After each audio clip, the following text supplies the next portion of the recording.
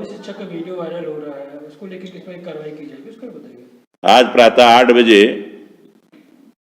ये वीडियो के माध्यम से पता लगा है, खोंगा पानी का कोई शिक्षक है, उनके द्वारा आश्रम छात्रावास में जाकर के इस तरह की हरकत वीडियो में दिख रहे हैं। मैंने तत्काल जिला शिक्षा अधिकारी को जांच कर प्रतिवेदन देने के लिए बोला। उनका जांच प्रतिवेदन प्राप्त हो गए है।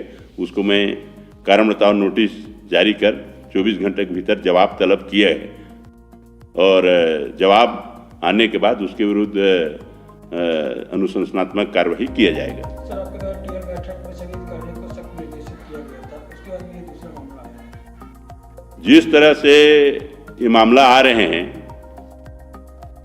अपने जिले के विभिन्न वनांचल क्षेत्रों में, वनांचल क्षेत्रों के साथ साथ नगर से लगा हुआ स्कूल में, तो निश्चित ही हम शिक्षकों में इस तरह की प्रवृत्ति न हो, इसका एक फिर से मीटिंग करेंगे और इन लोगों को प्रशिक्षण देंगे कि शिक्षा के संस्थान में इस तरह के हरकत बिल्कुल बर्दाश्त नहीं होगा और अनुशासन में रहें।